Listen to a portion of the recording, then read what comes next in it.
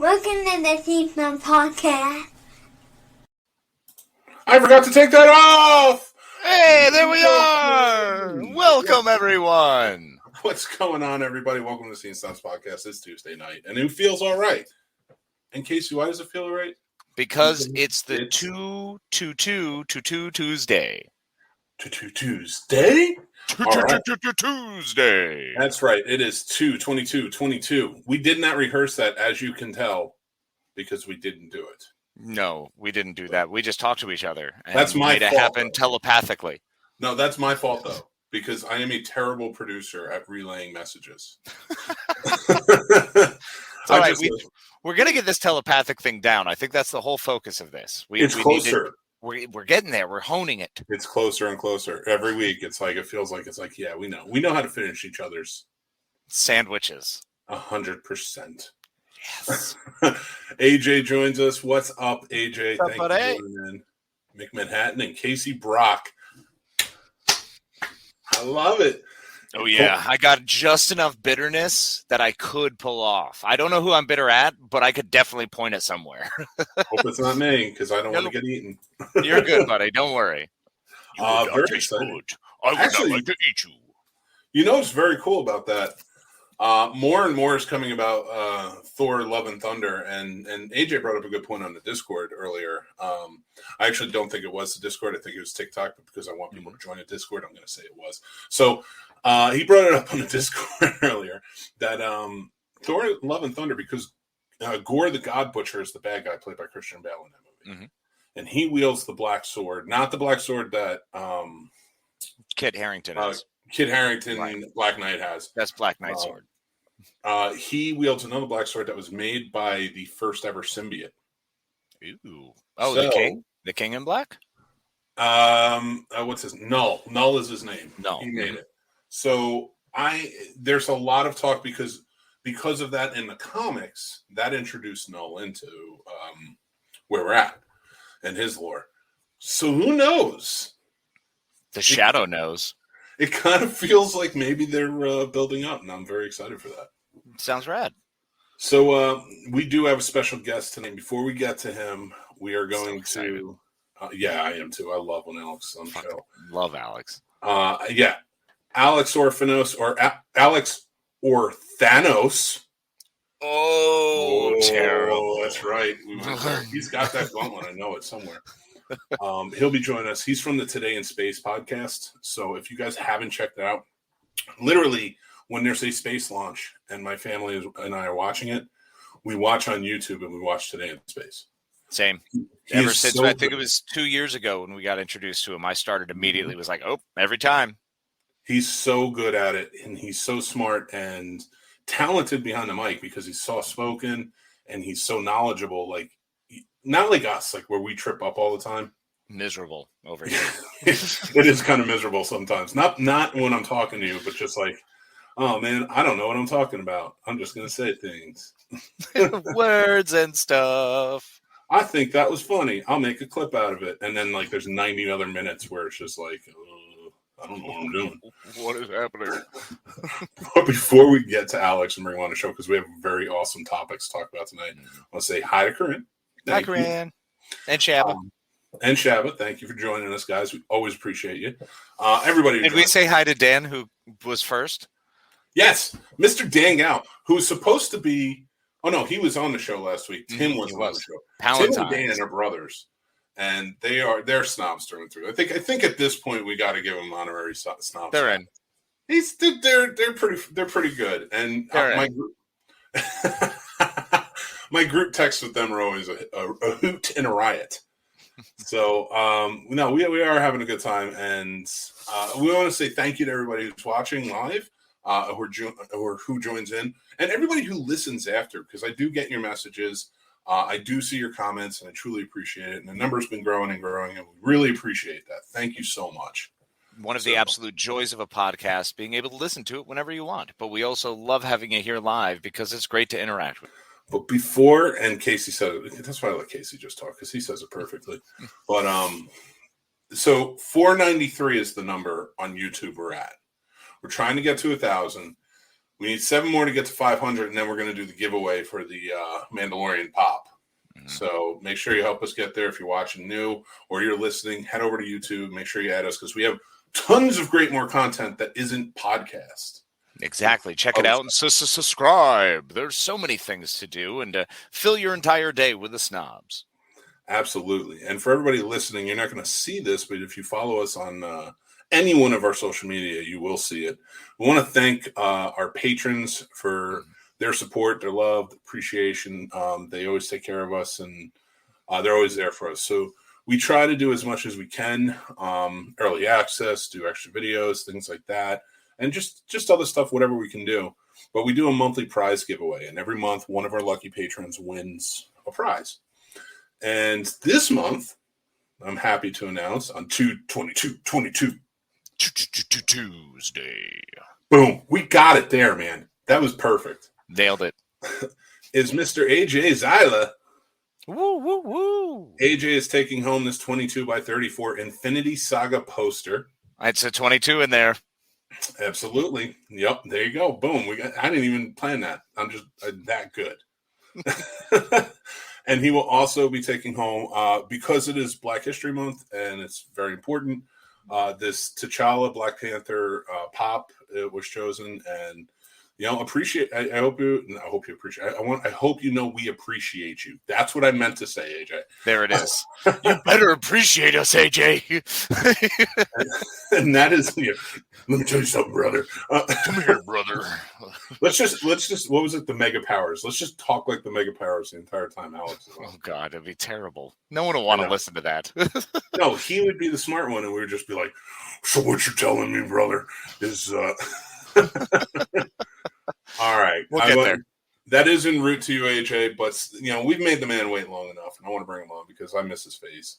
Absolutely. And that is our good buddy, Alex Orphanos. I'm going to call you that from now on, buddy. It's terrifying. What's up, everybody? Greetings. Alex, what's up, buddy? Greetings from another dimension. It looks awesome wherever you are. If that is... Thank you. What is that? Is that a hoodie? This is a Starman hoodie. So this is what the SpaceX astronauts wear. Yeah. And next to me, I have my 3D printed helmet, which is in shambles right now, but it is pretty But it's cool. amazing. It is pretty cool. Yeah. That is radical, dude. Oh, gosh. I can't wait for a couple weeks for you to just be totally decked out, ready to roll. Oh, man. Oh, I wish. This project's been on my bench for a while. But I am so excited to have you here, man. It's good to be here, guys. Not just talk about space, not talk about your show, which we're going to do first. So I want to talk about that before we get started. But also because Alex has been on the show quite a few times already. He's a snob. He's part of the snob family for sure. Snob through and through. And he's definitely the smartest snob. Oh yeah.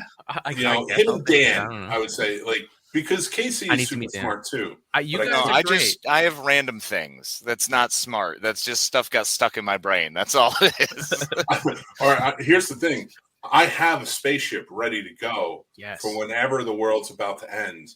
Alex built it with his 3D printer. That's right. True story. I'm sticking by it. It's called the Snobs Nation. And if you're part of the Discord, you get to go. That is join the Discord. Get on that Discord because you're going to need to ride that rocket, y'all. But if you're part of the not Patreon, sexual. If you're part of the Patreon, we'll have fuel. That's important. It don't run on water, everybody.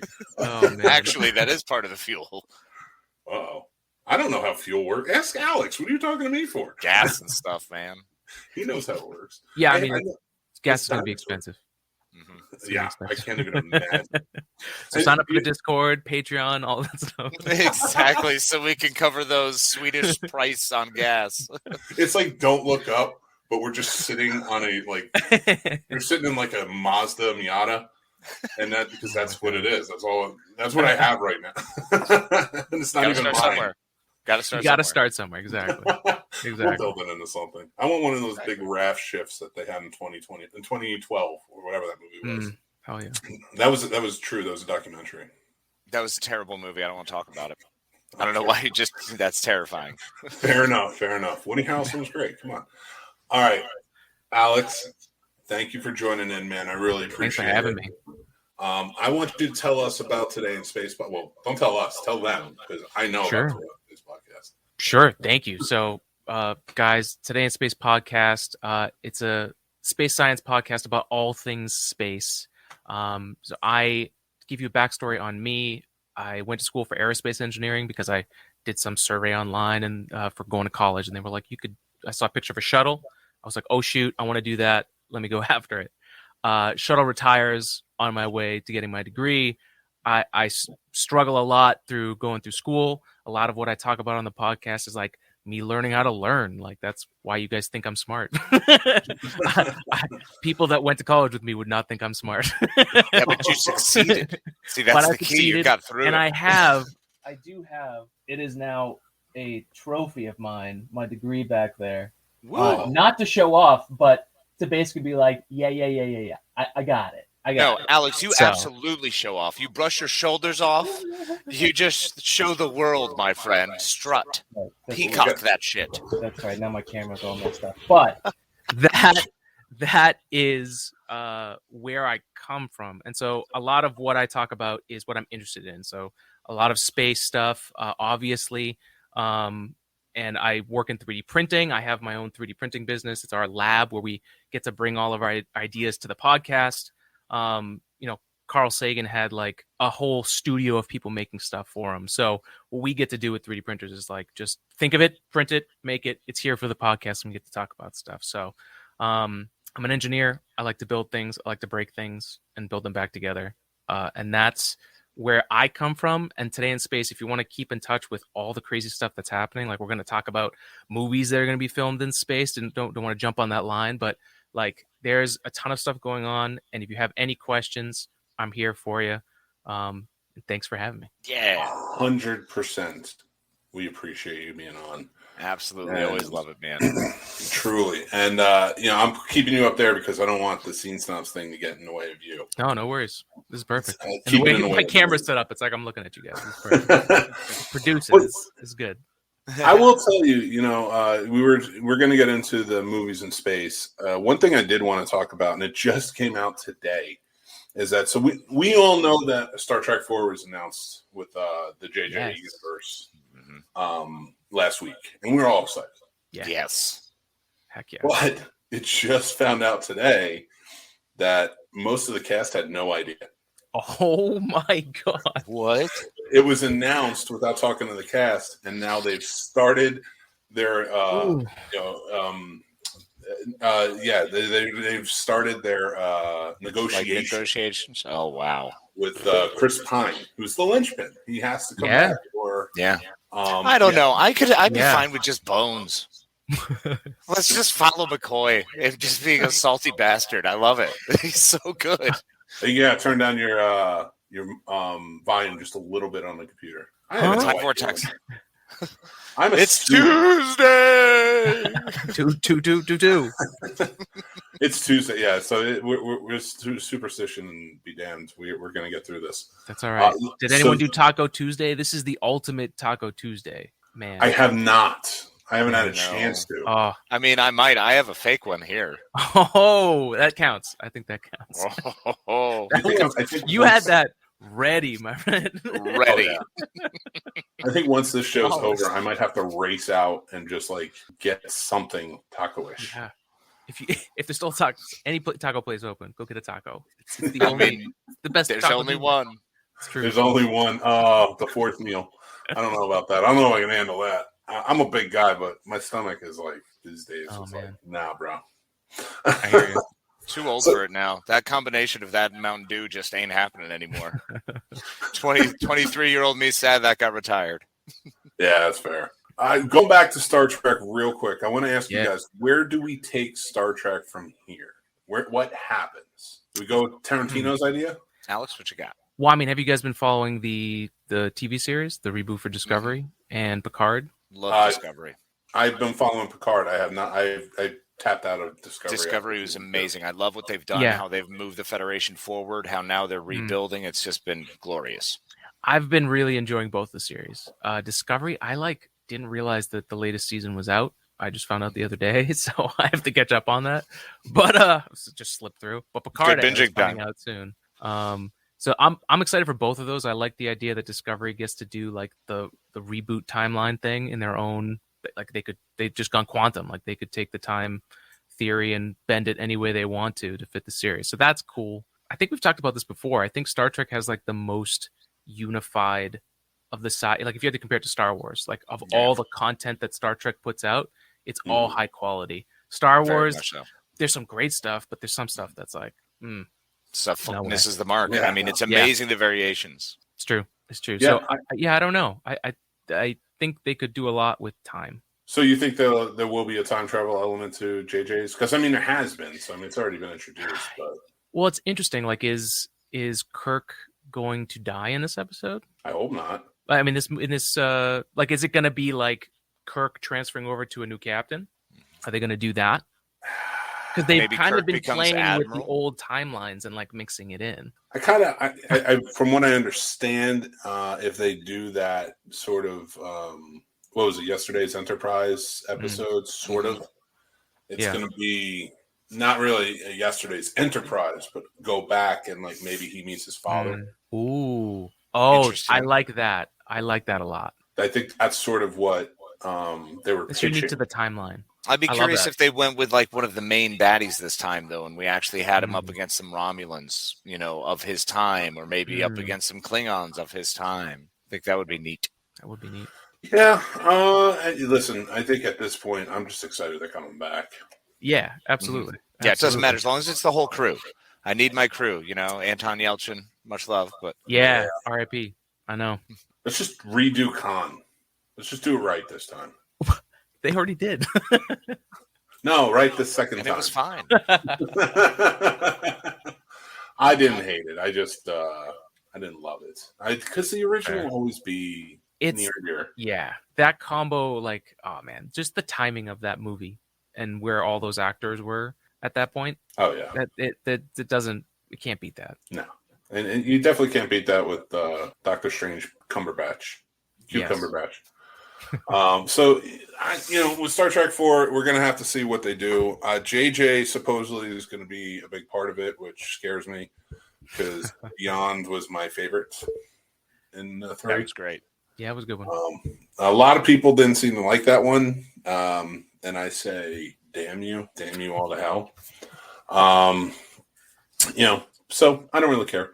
Anyway, let's move on. It's Tuesday, 22. We've been talking about it. We're going to talk about twos. We're going to talk about pairs in movies. Who are some great pairs in movies? We're going to talk about number 2 movies and franchises and things like that.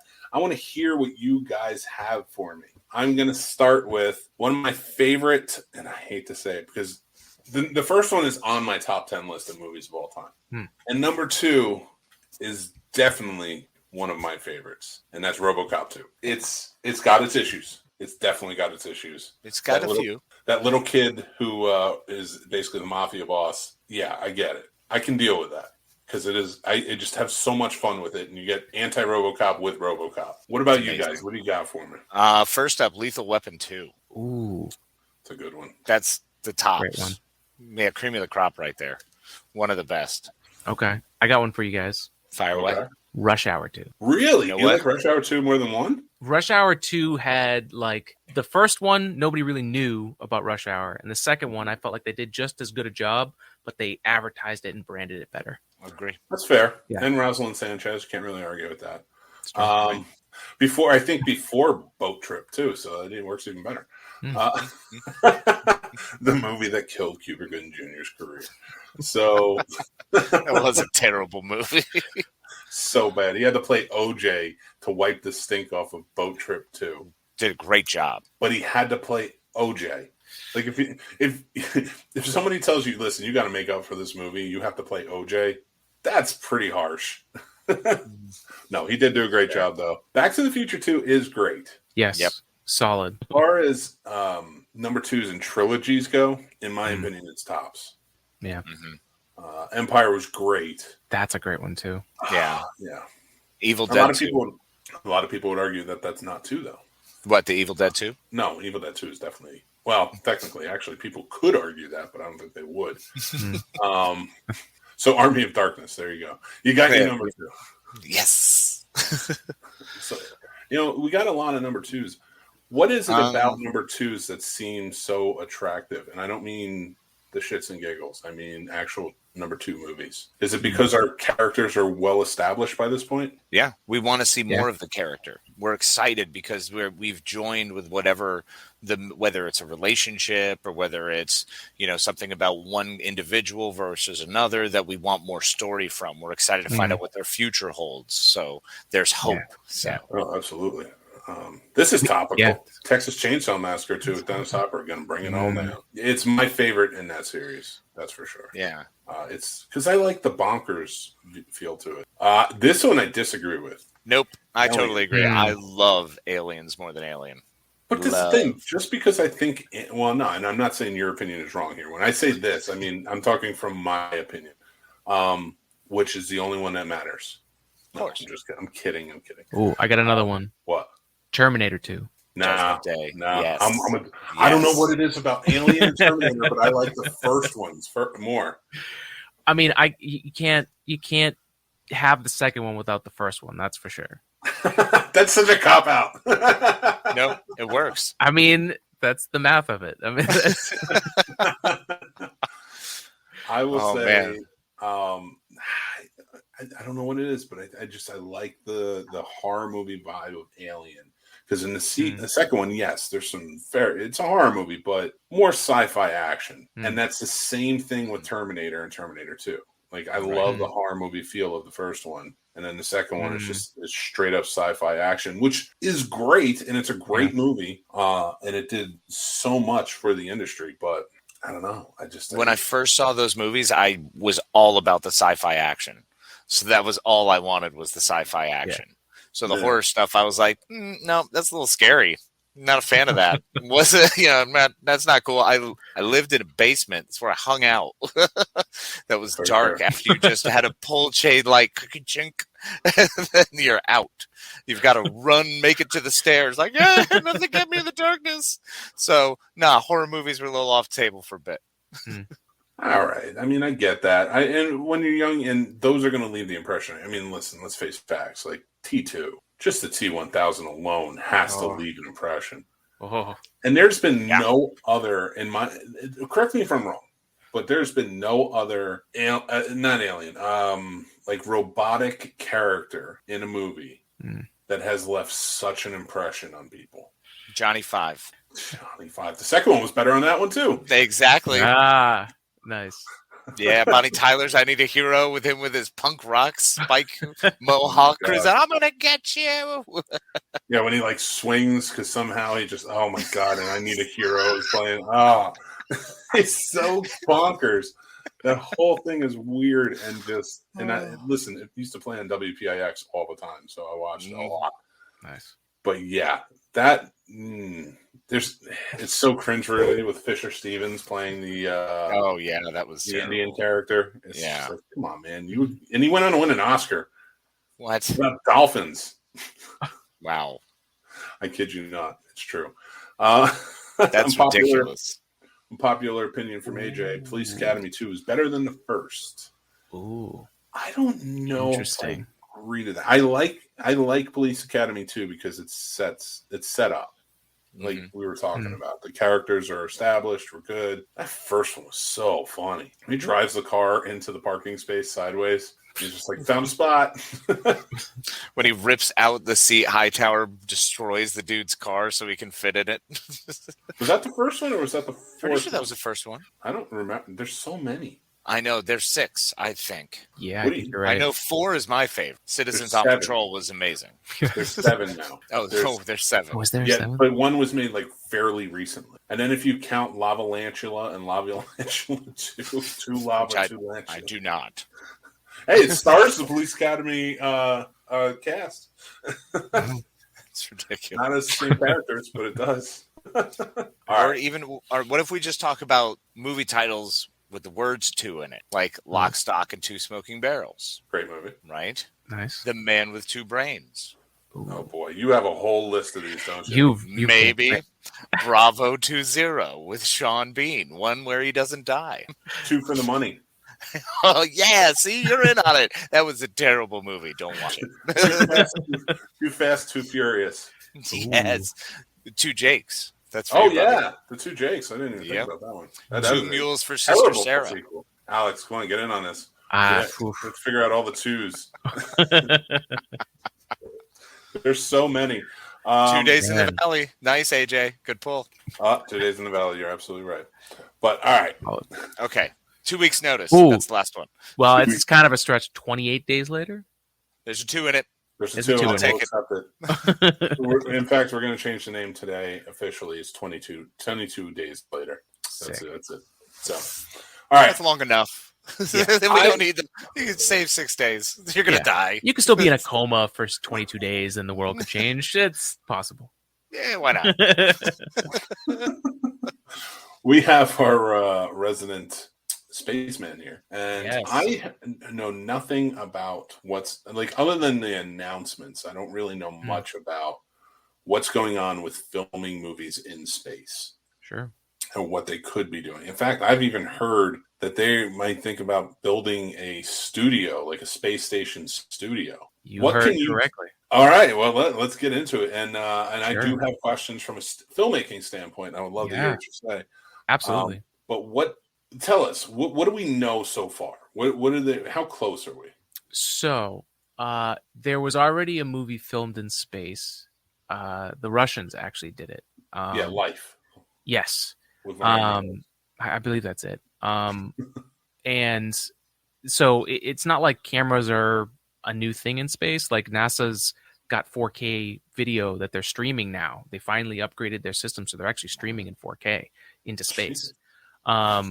So like the technology is there. Like the biggest hurdle is getting it up there. So on the resupply missions, if they had to send up a 4K camera, they could do that. But right now, really the only place would be like the International Space Station, which is old. It's still operational, and they're still going to keep it running. Right now they're thinking of opening it up. I think the Biden administration just passed this through, but what they want to do is make it like a commercial station. So basically, if people want to go up there and do research, they can keep it running. They can pay for it. The government would basically be getting paid for that. And then I would assume NASA would then use that for some other stuff. But that's the idea. And so a company called Axiom Space is this company that can basically create the situation where they can send people into space. They want to send Tom Cruise into space to film a movie because, of course, who else would risk their lives going into space than Tom Cruise? So, so he's going up. Well, the true science that he follows, he has to know something. He's probably known for a lot longer than all the rest of us. We're so glib. Yep. Xenu is definitely keeping him protected. Man, does that guy have energy, man? I don't know. what that is such a nice way to say it. He's got some vigor, a lot of pep. Man. Well, let me ask you this. So like you were saying, one of the biggest challenges is getting the camera and the equipment, and equipment up there. So what was the first year we had cameras in space? It was 1972, right? It probably would have been the first time. It would have been the first time that humans went up there, pretty much. The 60s, it could have been. I don't know the date, but there's probably cameras in the 60s. This is a guess, but I would guess a camera in the 60s, and then for the moon missions, they had that was film. Stanley Kubrick who brought his, right? I'm not sure. I'm waiting for Alex to just throw something at this point. Nobody caught on to it. I'm in science mode. we caught on to it. We decided you were taking a drink. It took you a second. When I got to the second part, you were like, "Oh no." I did. Yeah. Once you did it, it was like, well, he did it. Because you weren't expecting that, my conspiracy theories. But listen, it works for Joe Rogan. Hey. That's what we're going to do. Hey, I'm not doing anything else that works for Joe Rogan. That's a poor emulation. No, I'm more making fun of it. But we have a science guy here. We have a literal science guy here who can explain the right stuff to us. So he's an engineer. Engineer. Oh my God. You got them brain smarts. So let's have some. I got something, man. I don't know. Smarts. Tenacity. Okay. Let's have some fun with this one. Okay. So now chances are it's going to be Tom Cruise who does film the first movie in space, unless he dies beforehand doing a stunt. But Sure. The reason being is because they're not going to put money into doing something like this unless somebody that big and that invested is willing to step in and be like, I'll do it. Like, I want this done. Yeah. And until recently, it was like not a financial thing at all. But with people like, or companies like SpaceX that are now making it so that going to space is cheaper, like that's this thing that has now happened. That's why so many people are interested in going to space. That's why someone like Jared Isaacman, who was one of the guys that helped get that Inspiration 4 mission up to space, like he literally paid for that mission, and now he's helping pay for this series of missions called Polaris. So that's only possible because price to going to space has dropped. So there's going to be a lot of opportunities for these studios, like the studio. It's a UK-based studio, Space Entertainment Enterprise. It's quite the name. Oh, that's new. They're doing porn. That's either really new. Or That's really either really new or established in 1969. Yeah, it's been waiting this whole time. Generation to generation. So, like, I think that's what we're seeing is like a company like that's going to take this like shot. If they put Tom Cruise in it, they could get enough money to do it. So NASA's been working with them. They've been trying to discuss how you'd film a movie in space.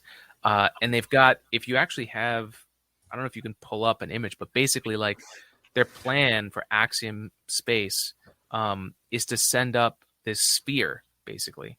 It would be inflatable. So you launch it all like packed up and then you blow it up and you would have this sphere that you could make content. So that's what their plan is. So it would be film movies. There's going to be it's supposed to be big enough to have a sports stadium in it. Or no, a sports arena. So like some court of some kind. It's supposed to. That's insane. Yeah. That is nuts. And what if you're up there filming in space debris, y'all? Like, yeah, that's terrifying. Yeah. It's always the case. I mean, you definitely need some technical consultants up there with you. Absolutely. I mean, that would have to be this studio. Just to think of what you have to plan for this. Okay, so on an any day set, you have your producers, you have your director, you have all your above the line crew, which are the ones that kind of plan and plot everything, and then your below the line crew that are implementing pretty much all of it, and then you have your cast, you have and so on and so forth. So now I'm not thinking like, oh, we're gonna have a 600-person crew with makeup artists and stuff up in space for the very first space movie. Right. But going forward and having something like you're talking about with like the sphere where it would be big enough to house so many people, we're talking about how much money has to go into this with training the people to be able to go up there to do their jobs. Mm-hmm. And now you have to have your own sort of mission control down here just for that, and everything else, the grounds crew, stuff like that. Like, because it's probably not going to be through NASA. Well, it could be through SpaceX, though. It could be through Axiom. So then the studio can kind of go through and utilize those resources. So like people from SpaceX, if it was SpaceX, in this case, I guess Axiom, which is a smaller company. But if the launch company is the one that sends you up, they got you covered. They'll put people on the mission. There's that possibility. But you're right. It's a lot of money and like the logistics is not clear. So like not at all. Someone's going to have to figure it out. So, I mean, chances are like we're looking at it from the point of view of Tom Cruise ain't getting up there unless he's like 90, which will still be in the same shape. So. Well, so they're talking about, so you see that sphere there? Yeah. That's awesome. So they would basically send that up to attach to the International Space Station. They're planning on doing that in the next 2 years. A lot of porn in there. And that's, so take it from a guy who knows nothing. And I truly, truly don't. So I'm right here. Shut up. This is big enough to fit like a football field? I don't know if it'll be football. I'm thinking they said sports arena. So who knows what kind of sport they're talking about? You could like probably a campus tennis court, maybe. Or like maybe maybe like a campus court. Gymnasium, a small mid-level Foursquare. college. Hopscotch. Theoretically, you could fit a lot of them on there then, right? You could. I mean, that sphere. Trying to think. Let me do a quick look up here. Let me just But- flip Okay, through so this here's real the quick. legitimate question. Wow. If this one is an actual studio and that's what they're going for, how long before the porn bubble sphere is up there? Oh, they've already talked about that, It's got to be. Like, that's hand in hand, buddy. dude. The entertainment industry rides with so porn. many people. There were 2 stars. I can't remember the name of them. Such is life. But there were 2 porn stars who were straight up like, we want to go to space. We want to shoot a porn, because it was after Tom Cruise was like, I want to shoot a movie in space. They were like, we're getting there first, and we're going to do porn there. Can you imagine? I mean, listen, I'm no layman, all right? I know there's been plenty of in space. Let's be real. Of course. They admitted to it. They're like, we've studied it, the science of it. This is what it's like. You really study the science of it? Of course, everything you do in space, we have to study. Everything. Science, bro. We got to see what it's doing to your body. That's fair. Now, things to consider if we're talking about this topic. So, if we talk about the science of things, you're in 0G, basically. Yes. So you're free floating. So all of the things you're using as something to hold on to, or the things you'd be relying on, gravity, for instance, you would not have those things. So the action would be a lot different. Yeah, it'd be terrifying. Different. There would be like a certain type of space sex. You'd have to wear your or harnesses. Like there's Earth sex, and then there's 0G sex. Oh my God, it's gonna get great. No, no. Listen, I get it, and I don't want to get into full sex stuff, but like, come on, porn is gonna. I want to go full sex stuff. Like, it's gonna happen. That's gonna happen. That's rule number 34. Everything that exists is gonna get a porn. Like, absolutely. I mean, if it's connected to the internet, there's no doubt that will be, and it is connected to the internet. So, and if anyone ever took down the porn from the internet, there would only be one site that said "Bring back the porn." That's it. That's true. So let me ask you this, Alex. Yeah. So, from a filming a movie standpoint, there's so many movies down here now. I like how I'm talking about, like, down here we do it like this. So up here, listen, they're filming movies on their cell phones. Theoretically, we could just send some jackass with a bunch of cell phones up there and be like, all right, get these shots. Well, and if Tom Cruise doesn't do this, like the other thing that they're pitching this as is a content creator studio.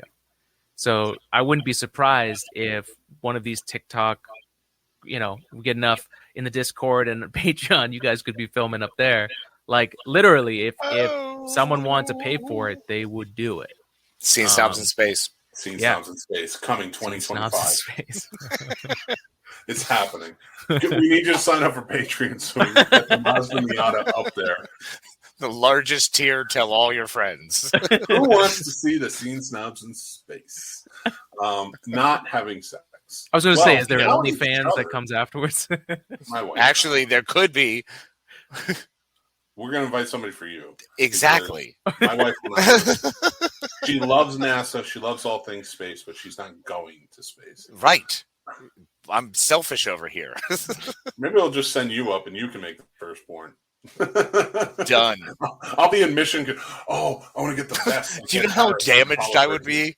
I'd be bouncing all over the place. Like if it wasn't a solid sphere, if it was just a normal ISS part, they'd be like, somehow there's another puncture in the freaking the side of this capsule. We don't know how it happened. Sorry, guys. You send back the dailies of your video, and I'm just like, and I'm in my Ed Harris vest while Alex is sitting at the mission control desk, and I'm just like, deflate that globe or sphere. And it's just like we hit one button in case he's like going off into space. It's gravity. It's like George Clooney in Gravity by that point. You got to turn on the autopilot like an airplane. I'm gonna fire you off, buddy. Magical autopilot. It's fine. I'll be in my suit all the time, bro. Don't trust it without that extra layer. Space wants to kill got a problem. Yeah. What is the over-under that if we did go to space in some way, shape, or form, we would paint our suits to look like our favorite space characters? 1,000%. Not even our favorites. Let's be real. Not even a favorite space character. I'd have the OPA right up on there, brother. You know it. Sasake, I'm saying, bro. I'm so much going to be an uglier Amos. That's what's going to happen here. Yes. Now, with that being said, because I was kind of thinking you'd be Venom, but whatever. Here we go. We're going to get into the MCU. Okay. Now, anybody who's watching or listening at a later date, We have an ongoing series throughout the year called Living in the MCU. This is our phase 1. This is where we talk about the everyday lives of people and how they live it within the Marvel Cinematic Universe. And I'm very excited to have Alex here because tonight's topics are going to be space travel, the space programs, and scientific careers within the MCU. How does this work? Before we get started, let's talk about the parameters a little bit. Thank you. We know, so we stick within what we know, what we see, what's feasible within the MCU. So we have to pretend that our world is this world. So we know that Quinjets can go into space to other planets. We know that Tony Stark could fly into space. He's done it. We know that the Chitauri have jet skis that come from space. You know, we have so many things that can open up and show us a new way of space travel. Captain Marvel just having cosmic magic, the whole 9 yards. And I want to talk about here on Earth, how does that affect our space program? Which we know SpaceX is a thing because Elon Musk was an Iron Man too. I want to see what you this. guys Okay. How does an everyday person, how do you dream about becoming an astronaut now that you have just super beings in and out of space like it's nothing? Let's start there. Yeah. No, that's really interesting. I mean, so the first thought, which is unfortunate, but I think part of every reality, is that it would be a government operation like SHIELD or something like that. Like it would probably be something where, you know, like the Space Force, there would be like a similar push for that because you'd have to protect us galactically and you need to go out in space. So I could see like a whole other branch if we're going like MCU, like you could go off in the whole Agents of SHIELD aspect and like expand that out. Bunch of Hydra stuff going on. Well, Sword is a big factor in the MCU, which they introduced. That's right, MCU. I'm sorry, I'm going into the Agents of SHIELD world. How dare you? No, Agents of SHIELD does work. We're for all of this, whatever exists right now is what we're going to count as working. As long as it is connected to the MCU. So you know, Sword was shown at the end of Spider-Man: Far From Home. That they're built, and they've been talked about, you know, having built a lunar base. So we know they exist. The Other Vision. Yeah, they do. Well, yeah, they built the Other Vision. So they deal with cosmic and otherworldly issues, whereas SHIELD deals with what's going on the planet. Sword is opening itself up, like it's going to be a big part of the multiverse and stuff like that. Yeah. My biggest thing is, if you want a scientific job, you're most likely going to have to work with. So what happens to private companies? Now, we have seen Elon, and SpaceX does exist because it's talked about in Iron Man 2. What is he now? Is he just a contractor at this point? Like he's, I mean, you live in a world with Tony Stark. You're not the smartest guy anymore. Right. That's the thing. When you have Tony Stark as your foil or your main guy who's got all this tech and all the advancements, I mean, he alone is responsible for advancing so much in that world. Yeah. And now you got the Hank Pyms too, which we see it older, and they've been around a long time. So, you know, for me, like we see space now, and so many kids grow up. My kids do; they want to be astronauts, and it's such a huge thing. And I think, like for you, Alex, you can attest to this. Like it sparked that passion in you. Absolutely. You know, but how does it spark a passion to anybody now, which generally leads to these, you know, leads to getting into the fields? So like how in the MCU do you, other than being like a superhero, like how do the scientific people have their aspect? Is that kind of I mean, I'm not saying that you can't just be interested in science. Of course you can. Like but like just space travel alone, like, you know, if I'm like, hey, I want to be the new Elon Musk and have my own space program and travel to space and do this or do that. And then I'm like, oh, but literally the Hulk flew to a planet in a Quinjet. What am I going to do? Where do I go with this? I mean, I don't know. There's always something new, right? I mean, all the tech that Tony Stark has, right? Like Tony's always building something new. Like he never stops. It's always trying to develop that. I mean, Tony Stark for me, as an engineer, is probably the most, and not so much like it is about being Iron Man, but it's also about all the things that come around, like all the technology that they have. They were able to, like, he was able to make Thanos bleed in their first real encounter, right? Like that in itself, to me, seems amazing. I wish Pepper Potts had more of an input, because even her perspective too. I mean, she's a great character that I think you can look up to, but you don't get to see a lot of her in the MCU. No. Spider-Man too. I mean, Spider-Man's also a scientist. You know, in the MCU, you probably don't really get that much of it, but definitely in the comic book series, you definitely, experience that. Reed Richards. Yeah. Well, we got to stick to True. MCU now because we don't know if and when. I'm sure we know soon enough. Reed Richards Fair. growing up. And he in the comics, of course, Reed Richards is like the mecca. He's the smartest person. Hank Pym being a very close second. You know, basically the entire Illuminati. That's like the smartest. Yeah, just the Illuminati. Bruce Banner. Yeah. You know, Yeah, so Bruce, yeah. it's. But even then, like these are scientists that are limited. Like even like when they were doing the time travel, Bruce Banner's like, this is out of my wheelhouse. Like I don't know this stuff. And I thought that was a lot of fun because up until that point, we got a lot from, different MCU characters who were just basically smart because we needed them to be smart. And they knew what they were doing. And that was the first time we really heard somebody being like, I don't know what I'm talking about. Yeah. I love, as a friggin' person that works in STEM, that is the most important thing. So the fact that comes through in the MCU is a credit to the people that made the MCU. Like it's that is the crux of science. Like science, you're always going to be one step behind, but it's the going through and figuring it out anyways. Exactly. Yeah, I don't all know those characters leads to do that. finding the answers, and it's Yeah, always great absolutely. to have that. Yeah, you don't have a So superpower, but science can be your superpower. So, Case, in your opinion, what does the space system, or just this, like that whole thing, like as we know it now, what does it look like in the MCU? I mean, in the MCU, it's way more advanced because with Tony Stark, a lot of other people, you're going to have all of that. Wakanda now opening up and giving some of their stuff. You're going to be traveling. Oh my God. More. You're going to more Absolutely. efficiently be going throughout where the stars are accessible. Yeah. You can actually open up and venture forth.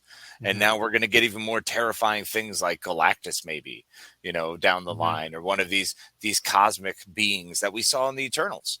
That's part of it as well. So it's going to be fascinating to find out. The Eternals who are here with us on Earth are still androids or whatever sort of beings they are. So there's technology and space things affecting us all the time in that world.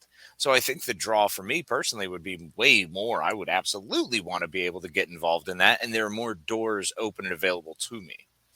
You know what makes me laugh about it the most when it comes to MCU is like you get somebody like Peter Quill in the movies and everybody treats him sort of like an idiot. And I'm like, yeah, but if he came to Earth, this dude knows how to pilot a spacecraft. Yeah. And he knows the galaxies. He knows how to make repairs to his spacecraft. I mean, come on. Here's a guy who knows way more than pretty much all Americans. I mean, us being the smartest and all. Space flight and those things. Yeah, absolutely. Plotting courses is like way more difficult. I mean, he's a man child, but at the same time, like, definitely they treat like all of this, like, especially him, like, okay, because he's a man child, he's a child. It's like, but if he came to Earth and like you're asking space questions and you're asking me or you're asking Peter Quill, guess who's getting 100% of those questions wrong? Not Peter Quill, and I'm sort of a man child myself, but stuff like that, like it makes me think, like in the MCU, like if you're living there, it's like, how much does it have to take its toll? Like we have sustainable energy thanks to Tony Stark building a reactor or an arc reactor. Oh, did we lose you? It's my GoPro. Give me a sec. This happened the other day. No worries, man. So like for me, like coming into it and just thinking about for me, like we're talking about the MCU, we're talking about what's going on, and space to me is like, how do I ever feel like I'm going to compete with anyone?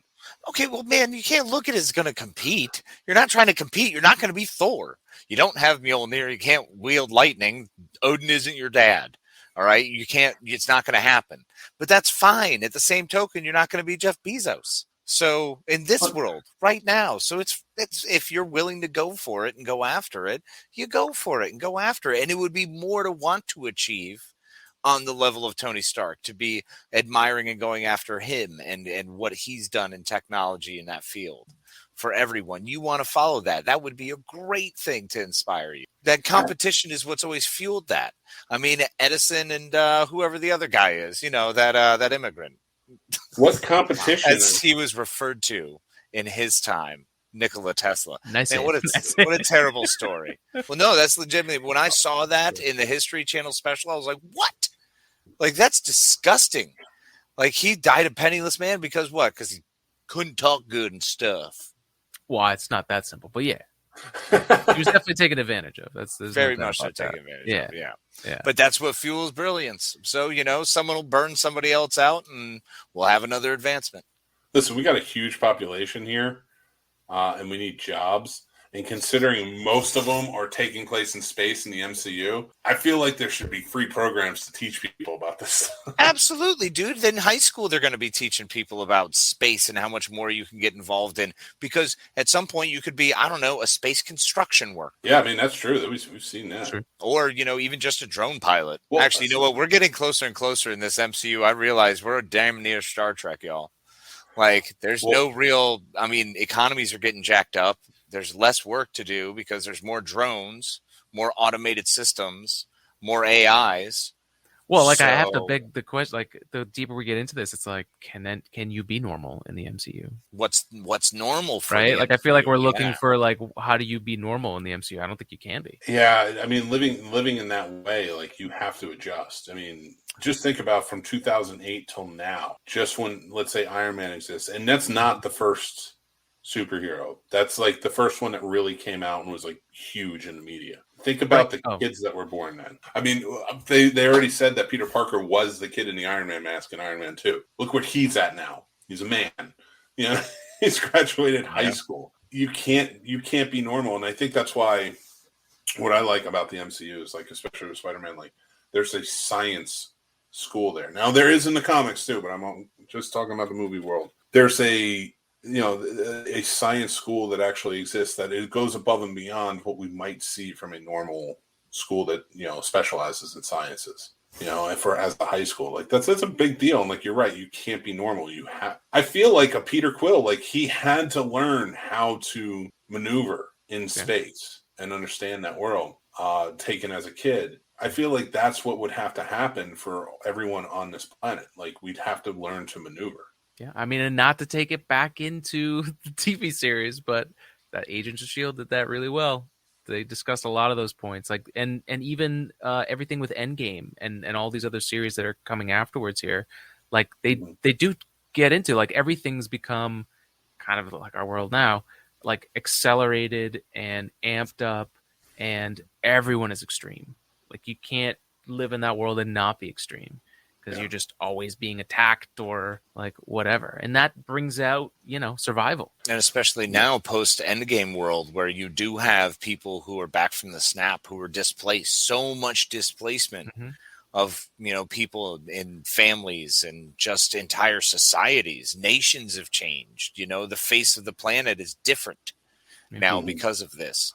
So it's a fascinating what the new normal is, because obviously you're going to have something set up where people just begin to exist, and what happens to economies there, what becomes the normal. And the economy wise, we are going to get into, but to think about it from this perspective, how many people do we open up an initiative where we're like, listen, we know other planets exist. Are we going to start shipping people off the planets because of overpopulation? Just be like, all right, we're going to find another planet for you guys to live. Because I feel like the technology definitely exists. Sure. Yeah, you got shield technology. You could build a civilization somewhere pretty easily, actually. Call them generation ships. Right? Yeah, absolutely. Yep. Just send them out for a while. Who knows what'll happen? Good luck, everybody. Although that did not happen with the refugees from, what do you call it, Asgard. They came straight to Earth. They're like, listen, we know that you just literally doubled your entire world's population overnight. We're coming to live here. We're going to take a little territory. Just for us. So situations like that, like it's going to be interesting to see kind of like how things play out. And I wish they would touch down on it a little bit more. Like, what do rockets look like now? Smaller. From Earth. Yeah. Yeah. Screw you, Bezos, with your dick rocket. I got a Milano now. So ridiculous. Yeah. I wonder, like, what is the satellite systems are that are up there? We've got to be so advanced now. Like we saw Stark, the Stark Industry satellites. Mm-hmm. So at this point, by Endgame, how many have been like broken down, have been hammered? Like, did he try to reverse engineer? How many bad versions do we have from different nations? I don't see Tony Stark fixing a lot of things. I see Tony Stark as I'm going to create this, and if it works, it works. If it doesn't, then I'm going to create something new. Although he does have nanotech, so I was going to say, yeah, that would just constantly fix it for him. Yeah. And that would be smart to have that nanotech kind of just running around everywhere and just trying to either fix things or dismantle it on its own. I wonder if he sold that. Well, he doesn't. That's an interesting question, right? Like, because Iron Man historically has not given that tech to the government. So, like, in the MCU specifically, it's like an interesting. Did it happen after Pepper Potts? Probably not, right? I wouldn't expect that. Maybe during an attack, losing a piece somewhere, and right. It's also weird because it's like even the government, like what we would consider, because like you've got Shield and Sword and stuff like that. They're the ones making those big decisions. Like the regular politician, the senator, they are not at any power level that they used to be before. No, they can't. All of this, right? Like all of that got flatlined as well. And the Shield thing alone is gonna. The Hydra invasion of S.H.I.E.L.D. is going to dismantle governments like insanely because you're going to have to root out everybody who was, what Gary Shandling's character was a senator. Yeah. Listen, that's not far off from what life is actually like, but in that world, like I gotta imagine like some of these heroes are going to be like, run, run or I'm running. But we'll know once Norman Osborn runs for president. That's what we're going to need. We're going to need Willem Dafoe coming back, running for president. It's going to be great. Absolutely. I'd vote for him today. God. He's the last of the choices. Not the least, the last. The last. But on that note, we discussed space travel. We discussed the space program and what it'll kind of look like. And AJ brings up a good point. Symbiotes will be coming from space. Yep. Kang is pretty smart. But these aren't people I feel like you're going to, or beings that I feel like you're going to learn from. They're not forthright with their knowledge. I feel like we have to figure out, like, humans really have it, like, to learn here. They have to figure this out because the heroes aren't forthright either. The only one who was Stark. Not Stark, Steve Rogers. And, he's gone. So we'll see what happens. But we do know that if anything, it doesn't look good for the space program that doesn't have the name Stark on it, or some other huge, probably villainous character. Maybe Reed Richards. We'll see. That's to be named. He always had to be financed by somebody anyway. He's broke. He's just smart. Yeah. Eventually we'll come around to it, but I do appreciate you guys jumping in on this and doing the MCU conversation. Alex, any final thoughts or anything on this? No, it's interesting. It was good to dive into it. Like, it's a cool thought experiment of like what it would be like living in that universe. And I would definitely not want to be a normal person in the MCU. No. Yeah, that's my takeaway. It is not a good idea. There's nothing really positive that comes of it. The risk of death is so much higher. So high. From everything. So high. How do you plan anything? You can't. You can't. I wouldn't want to work in technology because the technology that reigns supreme is, again, either coming from a brilliant hero or a brilliant villain. And at one point, the bill's going to come due. Yeah. If you're working there, we'll see what happens. But I mean, even the people who like scooped the ice cream at the Stark Fair Expo thing. I can't even imagine. I can't even imagine being a normal person in the MCU. It's so hard. It's such a Just hard trying to- life. It's harder Just trying than to real go life. out shopping, and you don't even know what's going to happen when you go shopping. You could get mugged. The Green you Goblin could just have- flies by and tosses. Just like that's You it. never know. Yeah. That's it. Oh, it's crazy. And maybe Daredevil will decide to step down if you're in Hell's Kitchen and help you out, but you never know. Oh my god. It's Yeah, but definitely you don't know exciting. who's going to show up because you could also have the Exactly. Punisher show up, and everything gets blown up around you. Yeah. You might wind up like losing a leg, and he's like, "I saved you," and then Collateral damage. yeah, You're just screwed. But I want to thank you so much, very much for thank you very much so much for being that's on the tonight, Alex. Tuesday effect. So it is this Tuesday. Thank you for being on the show, my friend. Everybody, remember, Absolutely. 2 Day in Space podcast. You've heard it here first. Make sure you get over there, or maybe you haven't. You probably have heard of it because it was a very good show. Make sure you go check it out. It is awesome. You're going to learn a lot of stuff. And we thank you so much for always coming on the show and Yeah. being our Fun guy. science guy. It's an absolute pleasure, my friend. Thank you so much, my good man. Pleasure being on as always, guys. And anytime you want to come back and talk MCU, you let us know and we will have Sick. you. Absolutely. That sounds great. That sounds great. And remember, Remember. Sex in Space is coming. It's Sex in Space. It's here. It's here. It's here. Jeff Bezos is putting up Orbital Reef in orbit. Guaranteed Oh. something going on. Yeah, I mean, you can't put Shatner in space and not expect somebody to get laid. I mean, I think Shatner had an experience by him. He just needed himself. I think Yep. you saw his face up there. He laid himself. He had a moment. And yeah. Let's just say it came in very handy. Oh, No hands. All right. No hands. All right, sir. Thank you so much again for popping on tonight. Thanks, guys. Appreciate and it. we're going to say goodnight to you, sir. And then, guys, a few announcements, and then we are going to take off too. All right. Take care, buddy. I feel bad. I never do well with that. I never do well with the transition. Well, because we never want to say goodbye. Listen, We want to hang sorry. out. We want to be like, hey, friend, thank you. Because I feel like it feels like being shirtless on screen. It's just something not right about it. Yes, AJ said it. That's what we're gonna call it. Space sex. Space sex. Woo! It's gonna be amazing. It is always fun having Alex on the show, and we have a great time with him. Absolute blast. I will say this: there is, when it comes down to space and movies, Or it comes up to space. it's going to take a long. Yeah, that's true. It's going to take a long time before we see something that's going to be defined as great. Mm-hmm. I think we might see some stuff that kind of sparks our interest, or even if Tom Cruise does happen to go up there and shoot a movie, it's going to be something interesting. But overall, in our lifetime, I don't see Moonraker being remade up there with the new James Bond. I firstly super hope that happens because I want that in the worst way. Look, Tom Cruise going up could be one of two things. It could be super gimmicky, kind of like, 3D movies. They have their place. Some people find it interesting. They love it. They dig it. It's their shtick. I'm not one of those people, so I understand. I think space movies could have a niche. Space porn's definitely going to have a niche. Oh, yeah.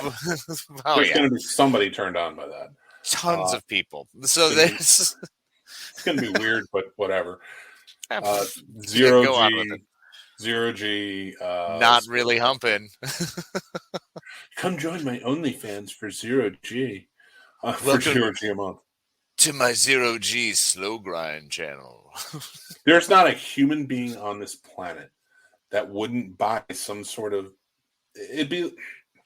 I hate to say this, but it would be like the Pam and Tommy tape. Oh yeah. Nobody would not want to see what that's like. 100%. And I realize that's topical because of the TV show and there's a lot of controversy over it. But we were in the 90s and we remember when you heard about that tape, you were like, everybody must see this now. there was this a strange herd of people rushing to their local video stores or wherever they could find it. I mean, that was also, we had interwebs back then. We did. That's where it was That sold. was- It was sold on the Yep. interwebs. Yep, and that was way back in the day. But I think AOL still had discs. Oh my God, it was so rough. Thank God we're at where we're at now. Aliens. Zero Aliens. Orgy. I love that one. All right. I think we're a zero G guy. Zero Orgy. Zero origin. All right, I'm getting there. I'm a little slow. Like you said it, and then I start reading it, and I'm like, I don't know. Capitalize the O because then I'll know it's a different word. I love it. AJ nailed it. I'm very slow to the punch. But all right. Guys, thank you very much for watching and listening. Make sure if you like this video, hit the like button. Check out our channel. Hit the subscribe button. We're going to see a lot of stuff coming out very soon. New trailers, new movies, stuff like that. So we're going to be doing reviews. We're going to be doing trailer reactions. That and so much more. If you want updates on anything that's going on, geek or movie news, TV news, stuff like that, make sure you're following us on social media. You check it all out and more over on thescenesnobs.com. Join us for the conversation over on the Discord. We're having plenty of fun, geeky stuff going on. That's right. AJ is one of our moderators. Join the Discord. Make sure you head over. We're having some fun conversations. We're getting ready to start doing some watch parties. I've kind of got something in the works now. I don't want to announce anything until I can make it happen. But make sure you're doing that. If you are a fan and you want to join the Patreon, you do get exclusive stuff and you do monthly giveaways, gifts, stuff like that. So there's just plenty of stuff to do. We have lots to do here. We like to keep you busy. We like to keep you interested. We like to keep you entertained because the world outside is dumb and scary. So come hang out with us and have fun and embrace the absurdity for a little while. Exactly. I couldn't have said it better myself. So thanks, everybody. Go check out thescenesnobs.com. Links in the bio. So it links down below or whatever. Have some fun with it. Join up on all the stuff we got going on and become part of the Snobs Nation. All right, everybody. Until next time, I'm Mick Manhattan. I'm the Madman. Love yourself and be kind to each other. And we will talk to you later. Bye. Thanks for watching and listening, everybody. I'm the Scene Snob, Mick Manhattan. You can check out the Scene Snobs podcast live every Tuesday at 9 p.m. Eastern on our YouTube channel or all podcast platforms afterwards. Also on our YouTube channel, you can check out great shows like Real Combat, the ultimate debate show for movie lovers, mixed movie picks with new recommendations every week, Geek Fest live every Sunday night, and new movie reviews and news all the time. Like and subscribe, then hit the notification bell so you know when all of our new episodes drop. Thank you so much to all of our amazing Patreon supporters, with whom this would not be possible. They help keep the lights on and support us in such big ways. If you would like to become a supporter on our Patreon and take advantage of all the perks like monthly giveaways, early access, and so much more, head on over to the Scene Snobs Patreon page and just sign up on one of our 2 tiers. Join our awesome community of geeks, movie lovers, and so much more, and join up on our Discord. The Scene Snobs Discord is now live, and you can head over to thescenesnobs.com for links to there and more. The Scene Snobs merch store is now open with original fun designs that are available on all different types of merch and apparel. Check out thescenesnobsmerch.com. Make sure you like, follow, and subscribe to all of our social media accounts like TikTok, Twitter, Instagram, Facebook, and so many more. We have fun updates, topics, we talk about collectibles, and so much more on there. It's a great time. You can find all of our links to everything on thescenesnobs.com or on our link tree, which are down in the descriptions below. Thanks again, everyone. Stay tuned and stay geeky.